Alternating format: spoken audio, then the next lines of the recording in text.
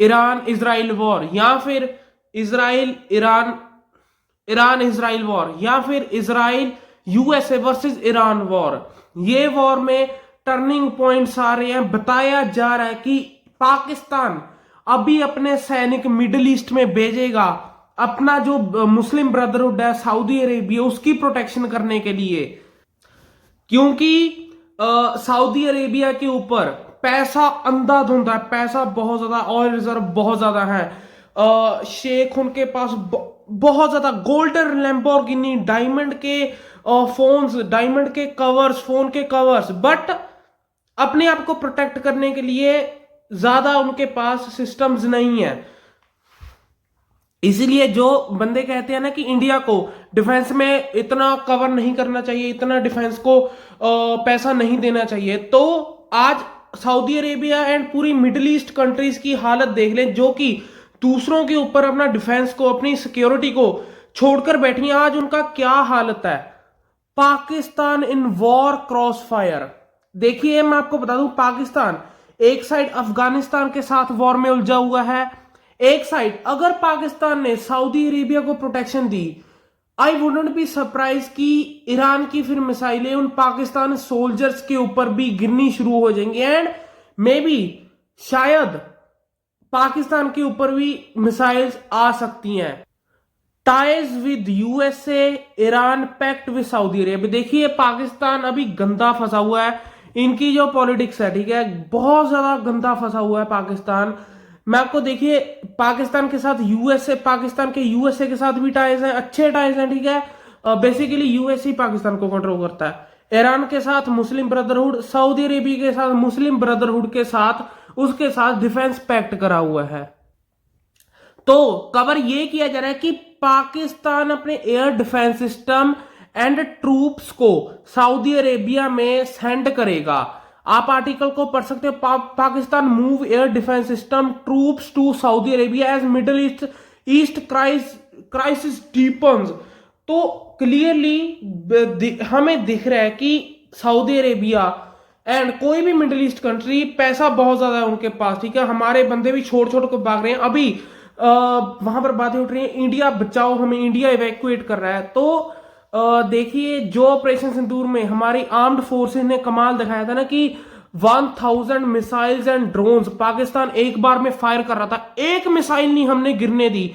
सारी दुनिया उस चीज से हैरान थी तब के टाइम पर, अब भी हैरान है, क्योंकि यूएसए से ईरान की मिसाइल्स नहीं रोकी जा रही, इसराइल से ईरान की मिसाइल्स नहीं रोकी जा रही। तो आप देखोगे कि इंडिया का जो डिफेंस कवर है, हमारी आर्म्ड फोर्सेस की जो एक्सपीरियंस है कितना अच्छा है, हम कितने लकी हैं कि हमें इंडिया जैसा देश मिला।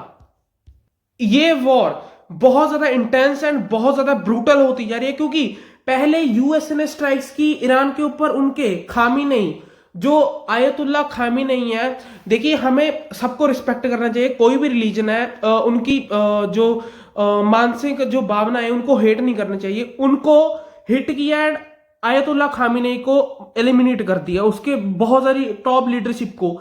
उसके बाद में आईआरजीसी जो ईरानियन रेवोल्यूशन गार्ड है, उसने बहुत ज्यादा इंटेंसिव ऑपरेशन यूएसए इजराइल के खिलाफ शुरू कर दिए। आप देखो US embassy in Riyadh, Oman port hit by drone, USA base in Bahrain targeted. Basically USA की एम्बेसी सऊदी अरेबिया में, रियाद उनकी कैपिटल है, ओमान में उनका पोर्ट, एंड यूएसए का जो बेस है, नेवल बेस बहरेन में। तो हाँ यहां पर ये लिस्ट है पूरी। तो कतर में यूएसए का बेस जो अल उदीद एयर बेस है, एंड यूएई में यूएसए का फिर से एयर बेस, कुवैत में यूएसए का एयर बेस, कतर में आपने देखा। उसके बाद अगर आप बहरेन में जाओ, बहरेन में यूएसए की नेवल फैसिलिटीज, एंड फिर अगर आप जॉर्डन में जाओ, जॉर्डन में यूएसए का एयर बेस, एंड इराक में यूएसए का एयरबेस, फिर दोबारा इराक में यूएसए का एयरबेस। इसके बाद मैं आपको बता दूं, साइप्रस में 2 जगह जो ब्रिटिश एयरबेस है उनको ड्रोन्स के जरिए हिट किया गया, फ्रांस के नेवल बेस को हिट किया गया, दुबई में आप उनका जो एयरपोर्ट्स का हाल, अगर मुझे कोई वीडियो मिली मैं आपको स्क्रीन पर दिखा दूंगा, उनका हाल आप देख सकते हो। मैं इकट्ठी वीडियो सारी स्क्रीन पर लगाकर आपको दिखा दूंगा। तो बहुत ज्यादा एयर स्पेस मिडिल ईस्ट में बंद हो चुकी है, फ्लाइटें सारी रद्द हो चुकी हैं।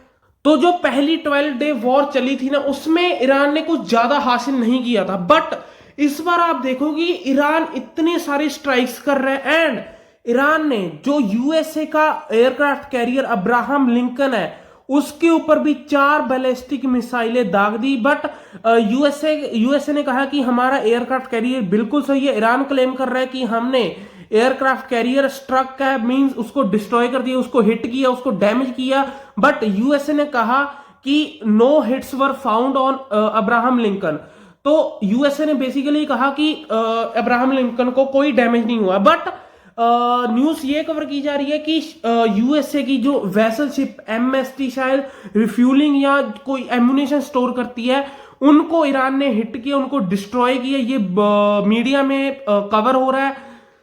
इसके बाद मैं आपको बता दूं कि अगर ईरान ने मे बी ये जो 4 मिसाइलें अब्राहम लिंकन के ऊपर यूएसए का एयरक्राफ्ट कैरियर है उसके ऊपर जो दागी है, ये अगली बार शायद ये सिर्फ एक वार्निंग थी, अगली बार हाइपरसोनिक मिसाइल आ सकते हैं। क्योंकि हाइपरसोनिक मिसाइल को आज तक कोई भी ऐसा एयर डिफेंस सिस्टम नहीं है जो उनको इंटरसेप्ट कर ले। इवन दो इंडिया की बात करो, इंडिया के पास अगर हम थियोरेटिकली बात करें तो इंडिया के पास ऐसी टेक्नोलॉजी नहीं है कि जो हाइपरसोनिक मिसाइल्स को इंटरसेप्ट कर सके।